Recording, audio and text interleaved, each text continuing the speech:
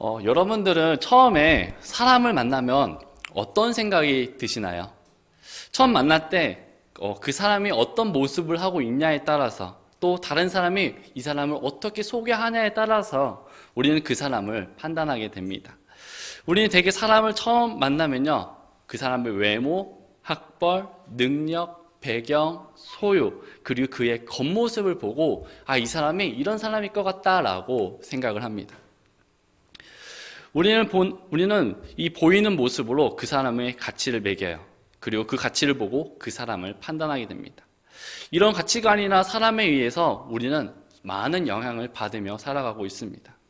우리의 삶은 이런 요인들로 인해서 사람들의 판단을 합니다. 우리는 마음을 봐야 한다는 것 너무나 잘 알고 있어요. 하지만 실제 우리들은 사람을 만날 때 그 사람의 마음을 보기보다 그 사람의 그 겉모습을 보고 판단할 때가 많이 있습니다. 시간이 흘러서 어느 정도 관계가 쌓이면 이 사람이 이런 사람이구나 하는 것은 알게 되지만 그 시간까지 좀 많은 시간이 걸리게 됩니다. 근데 우리는 마음을 봐야 한다는 것을 너무나 잘 알고 있습니다. 그렇지만 왜 우리는 겉모습을 보고 그 사람을 판단하게 되는 것일까요? 오늘 본문을 통해서 함께 살펴보기를 원합니다. 오늘 본문의 배경은 이전까지는 이제 사사들이 다스리던 시대였습니다. 이스라엘 백성들을 사사들이 다스렸지만 이스라엘 백성들이 이제 다른 나라를 보니까 왕이 세워져 있는 모습을 보니 너무 좋아 보였던 거예요. 그래서 우리도 왕을 만들어 달라라고 하나님께 구합니다. 그래서 이스라엘 초대 왕으로 이 사울 왕이 세워졌지만 그 사울 왕은 처음 모습과는 달리 점점 다르게 변해가는 모습을 볼 수 있습니다. 결국에는요, 이 사울 왕 대신에 새로운 왕을 찾게 되는 것이 오늘 본문의 배경입니다. 처음 사울을 만났을 때에는요, 정말 외모는 준수했습니다. 키는요, 너무 컸어요. 그래서 모든 백성들보다 컸다고 말하고 있습니다.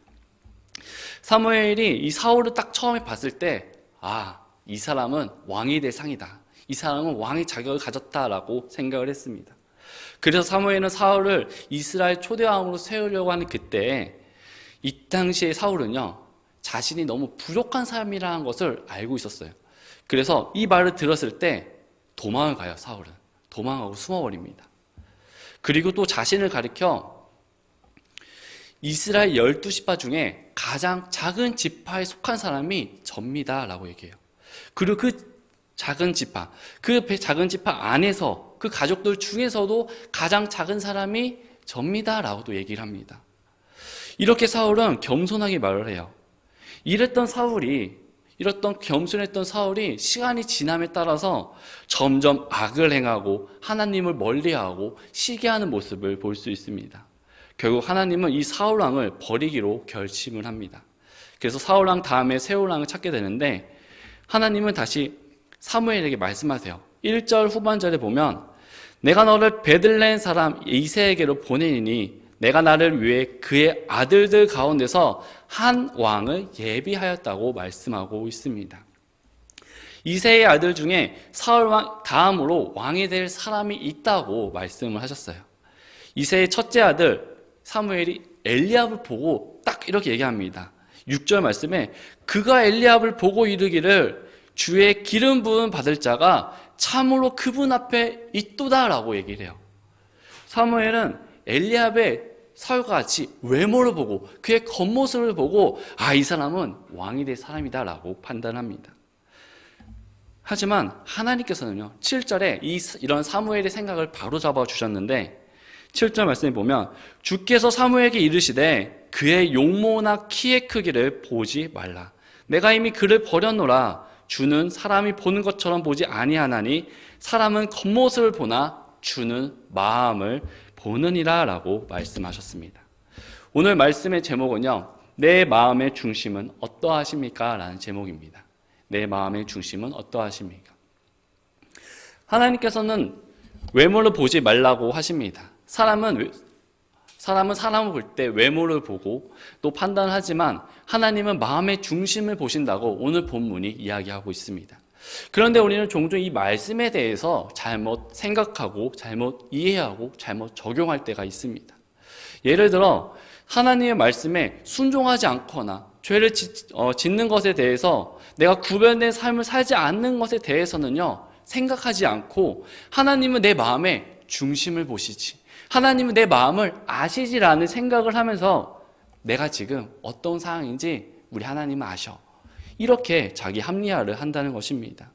또 뿐만 아니라 여러 가지 직장 때문에, 자녀들 때문에, 뭐 시험 때문에 여러 가지 이유를 대면서 예배를 참석하지 못하고 하나님과 관계를 쌓지도 못하고 이런 과정 속에 있는데도 하나님은 그래도 내 마음을 아시지.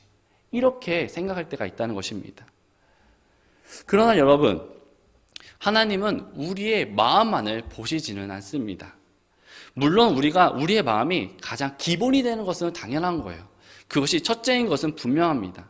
하지만 마음이 중요하다고 해서 하나님께서는요, 예배를 편하게 드리라라고 하신 적은 없습니다. 우리가 지성소에서 예배를 드릴 때도요, 규칙 없이 아무렇게 너 마음대로 예배 드려라고 말씀하지 않으셨습니다. 모든 것이 규칙대로 하나님께 예배를 드렸어요. 가인과 아벨의 제사를 보면요, 둘 다 가장 좋은 것을 하나님께 예배로 드립니다. 그런데 하나님은 아벨의 것만 받으세요. 왜 아벨의 것만 받았을까요? 하나님께서 원하시는 방법이 있기 때문이었습니다. 그러나 우리는 종종 오늘 본문의 말씀에 대해서 내 생각대로, 내 나름대로 자기 합리화를 하면서요, 이 말씀을 오용할 때가 있습니다. 하나님 모든 것을 다 아시니까 내가 어쩔 수 없이 예배 드리지 못하고, 내가 어쩔 수 없이 하나님 만날 그 시간에 소홀해지는 것, 하나님 다 아시니까 이런 마음으로 그냥 넘어갈 때가 있습니다. 하나님 우리의 마음의 중심을 보기를 원하십니다. 그와 동시에 하나님은 마음을 보는 것과 동시에 나의 행동, 나의 삶까지를 보기를 원하십니다. 첫째가 마음이고요, 둘째가 행동입니다. 요한일서 3장 18절 말씀에 보면 나의 어린 자녀들아, 우리가 말과 혀로만 사랑하지 말고 오직 행함과 진실함으로 진실함으로 하자라고 말씀하셨습니다. 우리가 하나님을 사랑한다고, 하나님은 나의 마음의 중심을 아신다고 고백은 하지만 내 삶 속에 행함과 진실함이 있는지 이 시간 우리들의 삶을 뒤돌아보는 시간이 되길 원합니다. 그럼 우리 하나님께서는 겉으로 보여지는 모습이 아닌 마음의 중심을 보신다고 하셨는데, 그런 마음의 중심을 보신다는 그 말, 그것이 무엇일까요? 첫 번째는요, 내 마음의 의도를 아십니다. 내 마음의 의도를 보세요. 7절 하반절에 보면 주는 마음을 보느니라 라고 합니다. 여기에 나오는 이 마음이라는 원어를 살펴보면요, 성경에서는 이 마음에 대해서 정말 많은 말씀들이 나와 있습니다. 신명기 26장 16절 말씀에 보면 이날 주 내 하나님께서 내게 명령하사 이 법규와 판단의 법도를 행하게 하셨나니 그런즉 너는 내 마음을 다하고 혼을 다하여 그것들을 지키고 행하라 라고 말씀하셨어요. 여호수아 1장 6절엔 마음을 강하게 하고 크게 용기를 내라. 시편 37편 4절에는요, 너는 또 주를 기뻐하라. 그분께서 내 마음에서 소원한 것을 내게 주시리라 라고 말씀하셨습니다. 이외에도 이 마음이라는 단어가 들어간 이 구절을 살펴보면요, 성경 전체에서 967절이나 마음이라는 단어가요, 언급이 되었습니다. 근데 그 나오는 이 단어의 뜻을 살펴보면 다 목적, 생각, 의도, 동기가 다 그 안에 들어가 있습니다. 하나님께서는 우리의 마음을 살펴보신다고 하셨을 때 그저 마음만을 보신다는 것이 아니라 우리의 목적과 생각과 의도와 동기를 보신다는 것을 같이 가지고 있는 뜻인 겁니다. 즉 우리가 어떤 일을 할 때요, 그 일에 대해서만 보는 것이 아니라 그 어떤 일을 할 때 내 마음속에 있는 동기도, 의도도 그것을 다 보신다는 것이에요. 늘 우리는 무언가를 할 때 하나님의 영광을 위해서라고 말은 하지만 정말 그 일을 하는 우리들의 마음은 지금 어떠하십니까? 지금 내가 하나님께 드려지는 모든 것들이 정말 하나님의 영광을 위해서 하는 일인지, 아니면 나의 이익을 위해서 내가 현재 상황으로 인해서 하나님께 부분적으로만 예배드리고 있는지, 내 마음을 하나님께 드리고 있는지 우리가 살펴보아야 합니다. 우리들도 어떤 공부를 하거나 무언가를 할 때 제일 먼저 정하고 시작하는 것이 있습니다. 그것이 무엇일까요? 바로 동기와 목적입니다. 제가 올해부터 우리 목사님과 독서 모임을 가지고 있습니다.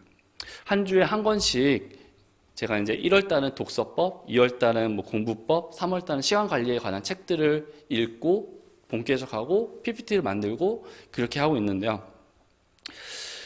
지금까지 읽은 책 한 14권 정도 됩니다. 근데 이 책들을 다 읽어보니까 비슷한 맥락들이 보이게 되더라고요. 그것은 무엇이냐면 공부법이나 독서법이나 시간 관리에서 얘기하는 것은 우선은 동기와 목적이 분명해야 된다는 것입니다. 동기와 목적이 분명하지 않으면 내가 어떤 꿈을 가지고 있어도 어떤 내가 원하는 것이 있어도요, 그것을 유지하기가 어렵다고 얘기를 합니다. 하지만 내가 꿈도 있고 목적도 있고 동기도 있고 여기에 계획까지 같이 있다면 무엇이든지 할 수 있다고 얘기를 하고 있어요. 만약에 우리 자녀들에게 어떤 비전과 꿈이 있고 정말 이대로 가면 그 길은 성공 가능성이 무궁무진합니다. 그런데 동기와 목적이 불순하다면 아무리 그 길이 성공할지라도 그 길로 가라고 하겠습니까? 동기와 목적은 어떠하든 괜찮으니까 일단 성공부터 해. 성공부터 하고 나중에 하나님께 드리면 되지. 나중에 성공하고 나서 다시 되돌아오면 되지. 라고 자녀들에게 알려주시겠습니까? 아마 그렇지 않을 거예요. 모두 다 열심히 해라. 너가 꿈을 위해서 꿈을 펼쳐라 라고 얘기를 하실 겁니다. 우리 하나님께서 보시는 것은요, 우리의 어떤 결과물을 보는 것이 아니라 나를 통해서 이 결과물로 만들어가는 그 과정 속에서 우리의 마음을 보시는 줄 우리가 믿기를 원합니다.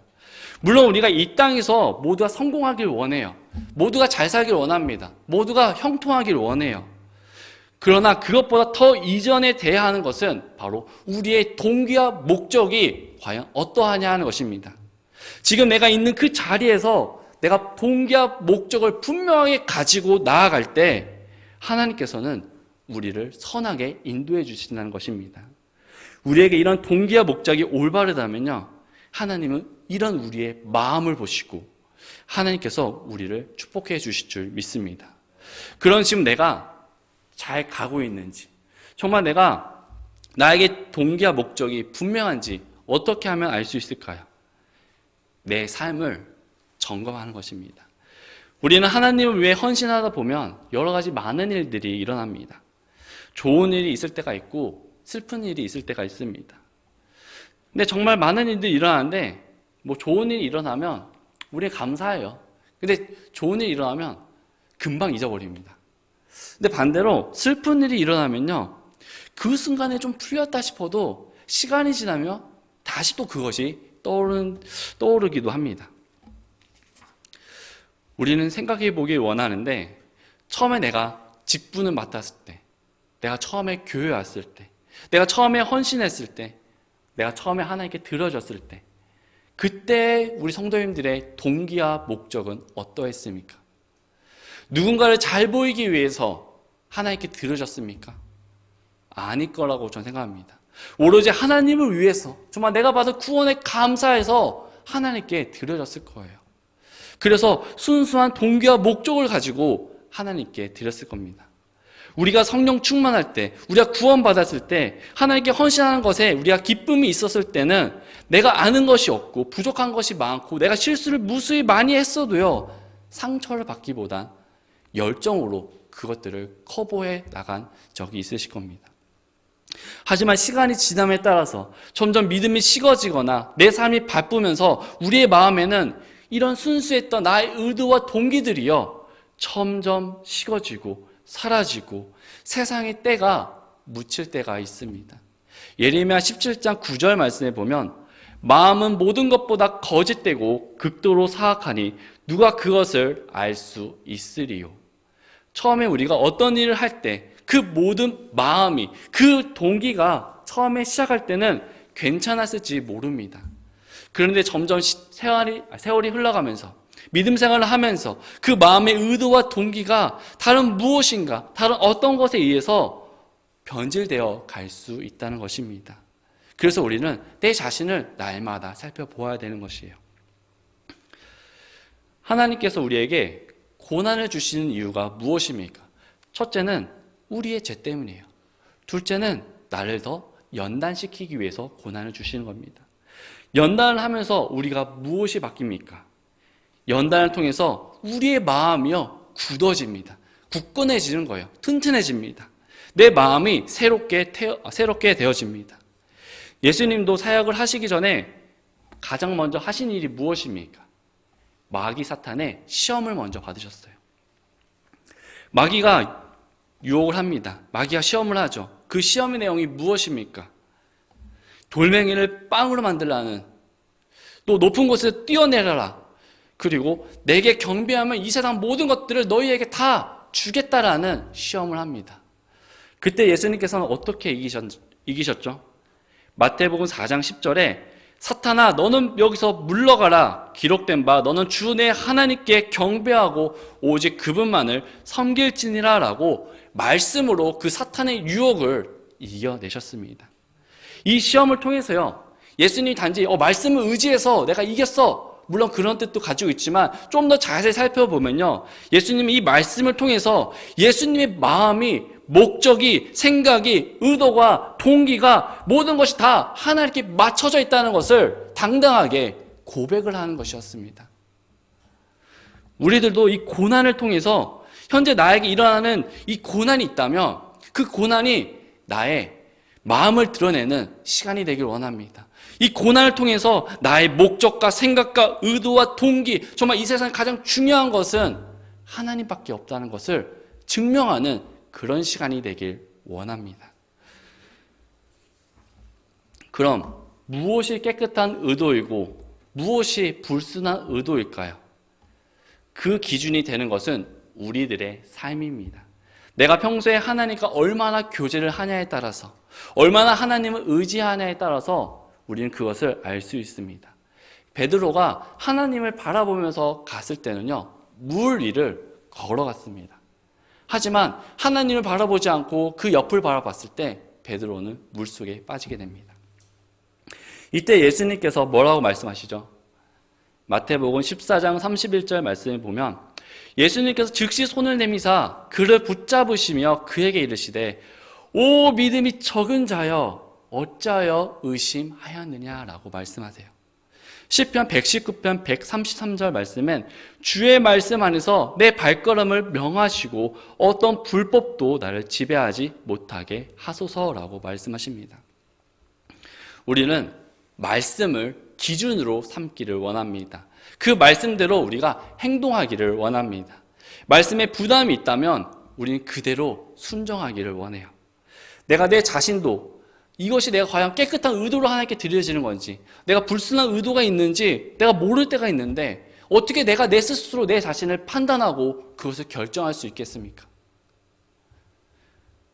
항상 깨끗하고 구별되고 거룩하신 그 하나님의 말씀을 기준으로 삼으시고 나를 점검해 보시기 바랍니다. 말씀을 기준으로 놓고 그 말씀을 지키기 위해서 살아가다 보면요, 두 가지 행동이 나타납니다. 첫 번째는 점점 더 말씀과 가까워지는 나를 발견할 수 있어요. 아니면 두 번째는 점점 더 하나님과 멀어지는 나를 발견할 수 있습니다. 이러한 것들을 알았다면 앞으로 우리가 어떻게 해야 될까요? 아무리 내 삶 속에 수많은 유혹과 해야 할 것들이 많이 있더라도 그것들보다 더 우선시해야 되는 것은 하나님이라는 사실을 우리가 기억하길 원합니다. 아무리 바빠도요, 우리는 말씀을 봐야 됩니다. 아무리 내가 바쁘고 내가 할 것이 많이 있다 할지라도요, 우리는 하나님께 예배 드려야 합니다. 이 세상에서 가장 중요한 것이 무엇입니까? 하나님께 예배 드리는 거예요. 하나님 만나는 것 말고는 이것보다 더 중요한 것은 없습니다. 하나님 만나는 것만큼 이 세상에서 가장 가치 있는 일은 없습니다. 우리는 말을 하죠. 하나님께서 나를 인도해 주셨어. 하나님께서 나를 축복해 주셨어 라고 말합니다. 그런데 내가 이런 말을 하지만 내 삶 속에서 어떠한 일이 있어도 예배를 드리지 않고 말씀을 보지 않고 하나님을 구하지 않고 하나님을 찾지 않는다면 과연 이것이 하나님께서 날 보시기에 과연 좋다고 얘기할 수 있을까요? 현재 우리들의 마음은 어떠하십니까? 처음과 변함이 없으십니까? 아니면 시간이 지남에 따라서 정말 내 마음이 지금은 조금 달라져 있지는 않습니까? 이것은 아무도 모르고 심지어 자기 자신조차 모를 때가 있습니다. 때문에 우리는요, 자꾸 속아요. 난 그래도 깨끗하지. 난 그래도 하나님을 위해 섬기지라고 말을 합니다. 그런데 그 누구도 모르는 그 거짓된 마음에 대해서, 그 의도에 대해서요, 하나님께서 이렇게 말씀하셨습니다. 야고보서 1장 22절 말씀에 보면 오직 너희는 말씀을 행하는 자가 되고 듣기만 하여 너희 자신을 속이는 자가 되지 말라라고 말씀하세요. 우리 자신을 속이지 말라고 말씀하세요. 하나님, 우리가 듣기만 하고 이런 삶을 원하지 않습니다. 나를 통해서 드러나길 원하시고 계시는 것입니다. 무엇을 속습니까? 내 마음을 속이는 것입니다. 내 마음을 속인다는 것, 내 의도와 내 동기를 속이는 것입니다. 마음의 의도가 불순하고 그 마음을 속이면 겉으로는 그것이 얼마나 화려하고 좋아 보일지언정 그 모든 믿음의 행위가 거짓이라는 것입니다. 때문에 하나님께서는 우리의 마음을 늘 살펴보고 우리의 마음을 점검하라고 얘기하는 것입니다. 그래서 우리들에게 시험을 허락하신 이유예요.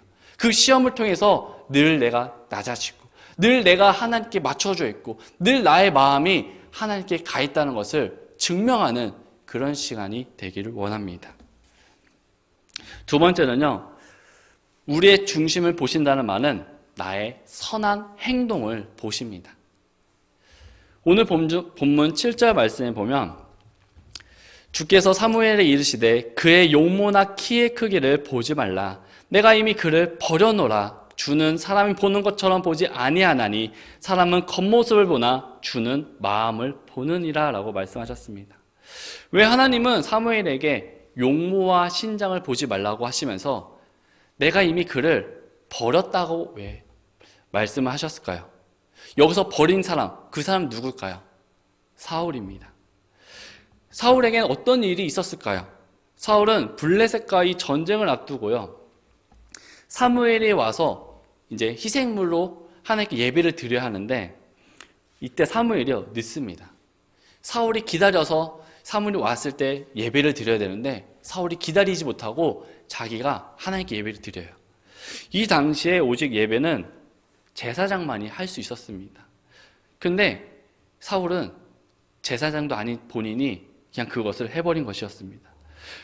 또한 사울은 자신이 하면 안 된다는 것을 알고 있었어요. 하지만 이는 어겼어요. 본인이 제사를 다 하고 나서 나중에 말하기를 어쩔 수 없었다라고 얘기합니다. 물론 인간적인 마음으로 우리가 생각해 보면 이해가 됩니다. 지금 당장 눈앞에 적들이 와 있고 빨리 나가서 싸워야 되는데 또 군사들은 사기 충만해야 되는데 못하고 있는 거였습니다. 정말 인간적으로 생각하면요, 빨리 가서 누구라도 해야 되는 상황이었어요. 이해가 됩니다. 그리고 사무엘상 15장 3절에서 9절 말씀에 보면 아말렉과의 전쟁에서 하나님께서 승리를 약속해 주셨어요. 근데 그와 동시에 한 가지 조건이 있었는데 너희가 이기면 그 안에 있는 모든 것들, 가축부터 사람까지 다 죽이라고 명령을 하십니다. 남기지 말라고 해요. 그런데도 여기서 사울은요, 불순종을 합니다. 그래서 모든 좋은 양과 소들은요, 다 남겨놓고 사울이 생각하기에 얘는 죽여도 돼 라는 것들은 다 죽여버렸습니다. 하나님께서 사울에게 분명히 말씀하신 것은 다 죽이라는 것이었습니다. 하지만 사울이 생각하기엔 아닌 것은 아니었다고 결정하고 이대로 움직이게 됩니다.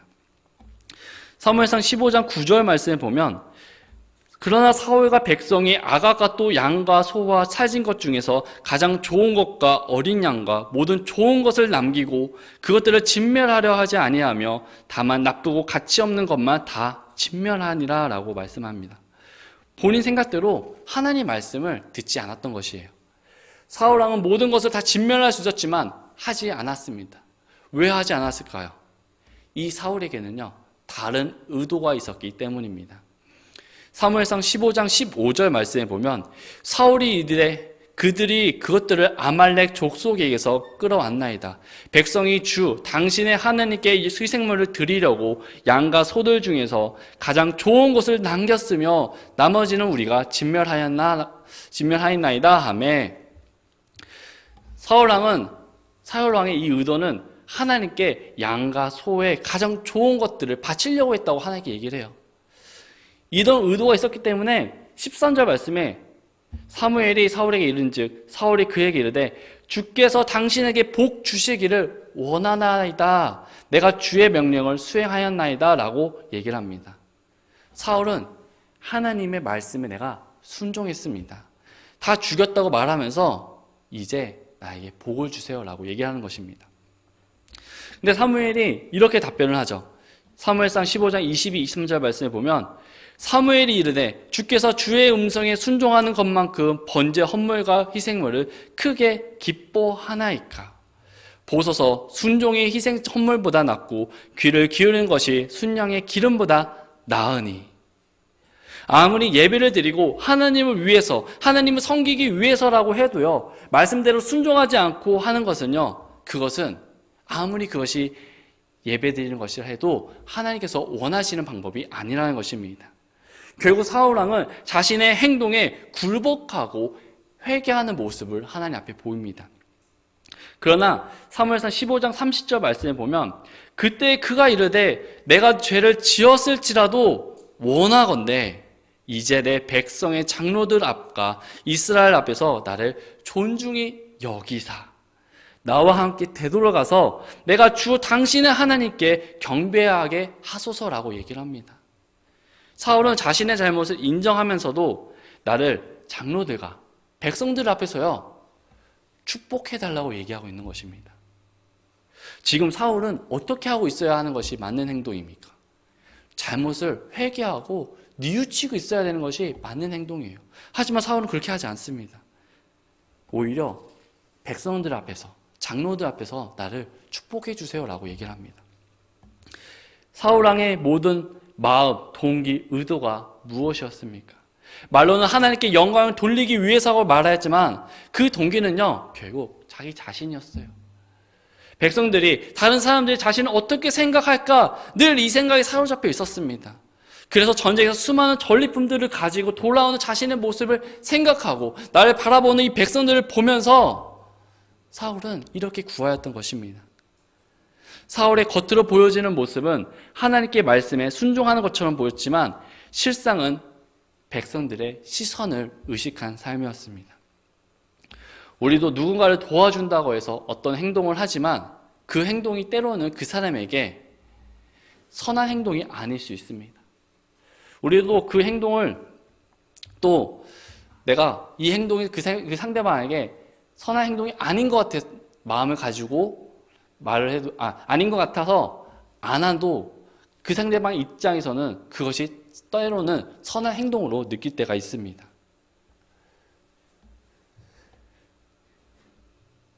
우리가 행동으로 보여지는 것 이것은요 너무나 좋은 일입니다. 어떤 행동도 보여지면 좋아요. 하지만 그 행동이 모두 좋은 행동이 아니라 하나님을 향한 순수한 동기와 목적이 있는 이런 선한 행동을 했을 때 하나님께서 원하는 행동을 했을 때 그것이 하나님께서 원하시는 우리들의 참된 모습인 줄 믿습니다. 이스라엘 백성들은 정말 하나님의 은혜를 많이 받은 백성들입니다. 애굽에서 나와 가나안까지 하나님의 은혜와 인도하심을 항상 받았어요. 그 막힌 홍해 바다를 건너게 해주셨고 이집트 군대를 물리쳐 주셨고 불기둥과 구름 기둥으로 보호하여 주셨고 광야 40년 동안 그들을 인도해 주셨습니다. 그러나 그들은 지금까지 인도해 주신 그 하나님에 대해 감사하긴커녕 이스라엘 백성들은 끊임없이 불평하고 원망하고 하나님을 의심하고 불신을 합니다. 어려움이 왔을 때는 시편 78편 34절 말씀에 보면 그분께서 그들을 죽이실 때야 비로소 그들이 그분을 구하며 돌이켜서 일찍 하나님을 구하여 여쭙고 그들에게 일이 생길 때만 그들은 하나님께 구합니다. 근데 또 상황이 나아지면 또 그들은 죄를 짓게 돼요. 과연 이 모습이 하나님께서 원하시는 선한 행동의 모습이었을까요? 하나님께서 원하시는 선한 행동의 모습은요, 어려운 것이 아닙니다. 하나님의 말씀에 순종하고 하나님의 말씀을 따르며 하나님께 예배드리는 것, 이것이 이스라엘 백성들에게 바라는 하나님께서 원하시는 선한 행동의 모습이었습니다. 우리가 오늘 이 시간에 하나님께 예배드리는 것, 예배드리는 이유가 무엇입니까? 하나님의 말씀을 듣고 우리의 삶을 하나님께 맞추고 지치고 상한 나의 심령을 회복하기 위해서, 다시 힘을 얻기 위해서, 하나님의 선한 행동을 하기 위해서 우리가 지금 이 자리에서 하나님께 예배드리고 있는 것 아닙니까? 그렇다면 우리는 어떻게 하면 하나님의 선한 행동을 할 수 있을까요? 첫 번째는 말씀에 확신이 있는 삶을 살아야 합니다. 확신이 있는 삶, 그것이 무엇입니까? 하나님께서 나에게 주신 말씀대로 그 말씀이 반드시 지금은 아니어도 조금만 더 있으면 이루어질 것이라는 그 말씀의 확신이 우리에게 있어야 합니다. 내가 말씀이 확신이 없는데 하나님을 위한 선한 행동이 나올 수 있을까요? 내가 자신이 없는데 어떤 일을 할 때 그것을 잘할 수 있을까요? 비록 내가 잘하지는 못하더라도, 비록 나에게 자신감이 없더라도 내가 하나님에 대한 확신이 있다면, 비록 지금은 실수하고 넘어지고 그렇다 할지라도요, 확신이 있다면요, 나중에는 반드시 우뚝 서게 될 것이라는 이런 믿음이 우리들에게 있어야 합니다. 이런 말씀에 확신 있는 삶, 이런 삶을 살아가는 저와 여러분들이 되기를 원합니다. 두 번째는 늘 하나님께 지혜를 달라고 구해야 돼요. 우리는 매 순간이 선택의 순간입니다. 어떤 선택을 하냐에 따라서 이것이 선한 행동이 될 수 있고 이것이 불순한 행동이 될 수가 있습니다. 이스라엘 백성들은 광야에서 잘못된 선택을 합니다. 하나님의 축복을 받았지만 그들은 그것을 잊어버리고 우상을 숭배하기로 선택해요. 사울왕은 초심을 버립니다. 이기심과 시기로 인해서 하나님이 아닌 백성들을 의식하며 선택하기로 합니다. 이와 반대로 세리장 삭개오는 예수님을 따르기로 선택해요. 이처럼 성경에는 무수한 많은 인물들이 나옵니다. 그들은 각기 상황에 따라서 어떤 선택을 하게 되는데요. 우리에게도 이와 동일한 선택이 늘 날마다 있습니다. 이런 선택을 하게 될 때 우리에게 무엇이 가장 필요하겠습니까? 그 좋은 상황만 있으면 될까요? 아니요. 우리에게 필요한 것은요, 지혜입니다. 지혜가 있어야 그 상황을 지혜롭게 선택할 수 있는 것입니다. 이 지혜는 누가 줄까요? 하나님께서 주십니다. 내가 선한 행동을 하기 위해서, 정말 내가 하나님께 나아가기 위해서는요, 매 순간 이런 하나님의 지혜가 필요한 것입니다. 무슨 일을 하든지 항상 하나님의 지혜를 구하는 저와 여러분들이 되길 원합니다. 마지막 세 번째는요, 예배를 앞세워야 합니다. 예배를 통해서 우리가 무엇을 받습니까? 하나님의 말씀을 받아요. 히브리서 4장 12절 말씀에 보면 하나님의 말씀은 살아있고 권능이 있으며 양날 달린 어떤 검보다 예리하여 혼과 영과 및 관절과 고스를 찔러 둘로 나누기까지 하고 또 마음의 생각과 의도를 분별하시는 분이시니라고 말씀하셨습니다. 하나님의 말씀은요, 살아있다고 말씀하세요. 살아있고 그 하나님의 말씀은 어떤 검보다 예리하고 어떤 것이든 무엇이든지 다 쪼갤 수 있고 우리의 마음과 생각과 뜻을 감찰한다고 말씀하셨습니다. 우리는 말씀을 통해서 한 주 동안 살아온 내 자신을 돌아볼 수가 있습니다. 우리는 말씀을 통해서 내가 현재 나의 삶이 지금 잘하고 있는지, 내가 멈춰 있는지 돌아볼 수 있습니다. 말씀을 통해서 내가 어느 부분에 대해 하나님께 더 드려져야 하는지 또한 알 수 있습니다. 말씀을 통해서 내가 힘을 얻고 능력 있는 삶을 살아갈 수 있는 방법 또한 알 수 있습니다. 모든 것이 말씀을 통해서 나아갈 수 있는 것입니다. 그리고 그 말씀을 통해서 나의 마음이 회복되어지고 위로받고 격려될 수 있는 것입니다. 그런데 우리가 어떤 이유가 있어서, 어떤 사정이 있어서 예배를 드리지 못한다면, 하나님을 만나지 못한다면, 과연 내 삶 속에 필요한 이런 부분들을 어떻게 채워나갈 수 있겠습니까? 어떻게 지친 나의 마음을 회복할 수 있겠습니까? 우리들의 선한 행동은요, 확신이 있는 삶을 살아가며 늘 지혜를 구하고 예배를 앞세웠을 때 우리는 하나님 보시기에 선한 행동을 할 수 있습니다. 선한 행동은요, 어려운 것이 아닙니다. 하나님의 말씀과 일치하는 삶, 하나님의 말씀을 닮아가는 삶, 그것이 선한 행동입니다. 우리가 말씀을 듣고 읽고 그 말씀을 가지고 내 자신을 하나님께 드려졌을 때 하나님은 말씀을 통해서 우리의 죄, 나의 올바르지 못한 것들을 찾아내 주십니다. 하나님의 말씀은 우리의 잘못된 생각, 동기, 의도 등을 분별해 주십니다. 하나님의 말씀은 우리에게 더 큰 축복을 인도해 주십니다. 지금 일어난 나의 모든 일들은요, 우리 하나님께서 날 괴롭게 하기 위해 주시는 것이 아니라 나를 더 사용하기 위해서, 내가 더 큰 사람이 되기 위해서 주시는 줄 믿기를 원합니다. 하나님은 우리 한 명 한 명에 대해서 원대한 계획을 가지고 계세요. 그 원대한 계획을 이루기 위해서는 준비가 되어야 돼요. 그 준비가 무엇입니까? 하나님께서 시험을 주셔서 나를 연단하여 주셔서 나를 점점 더 단련하게 해주시고 때가 되면 나를 통해 드려지게 하기 위해서입니다. 때로는 내가 어떤 대가를 치러서라도, 때로는 내가 어떤 희생을 치러서라도요, 우리 하나님은 나를 완전한 사람으로 만들어 주시려고 합니다. 지금 우리의 마음은 어떠하십니까? 내 마음의 중심은 어디로 가 계십니까? 나입니까? 아니면 하나님께 가 있습니까? 내 마음의 의도가 어떻게 결정이 되냐에 따라서요, 우리의 행동은 선한 행동, 불순한 행동으로, 또 하나님께서 원하시는 행동, 원치 않는 행동으로 나누게 됩니다. 결국 이 모든 것이 기준이 되는 것은 하나님의 말씀입니다. 하나님을 향한 나의 마음인 거예요. 하나님을 향한 나의 마음이, 의도와 동기와 목적이 올바르고 그런 마음을 가지고 하나님께 앞으로 나아갔을 때 하나님은 우리를 축복해 주시는 겁니다. 그러나 나와 하나님의 관계가 멀어지면 우리는 점점 다른 마음을 품게 됩니다. 하나님 보시기에 내 마음에 합한 사람인 다윗조차도요, 하나님과 멀어졌을 때 밧세바를 범하게 되는 죄를 짓게 됩니다. 이 위대했던 다윗도요, 한순간의 방심으로, 한순간에 관계가 끊어짐으로 인해 죄를 지었어요. 이런 다윗도 이런 일이 있었는데 우리라고 해서 없겠습니까?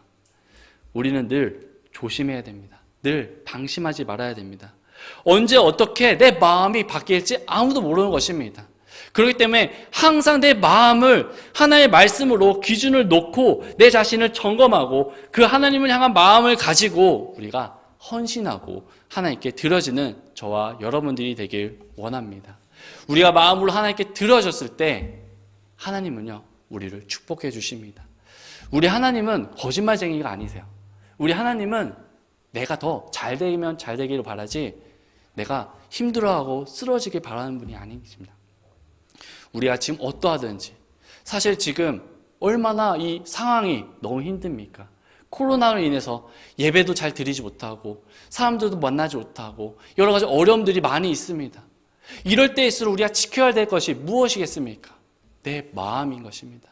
내 깨끗하고 순수한 하나님을 향한 이 사랑의 마음을 가지고 하나님께 증명해야 돼요. 예수님께서 마귀의 사탄의 시험을 말씀을 이기고 자신의 의도를 하나님께 보여주신 것처럼 우리의 마음도 하나님께 보여드리길 원합니다. 이 시간 모두 함께 기도하겠습니다.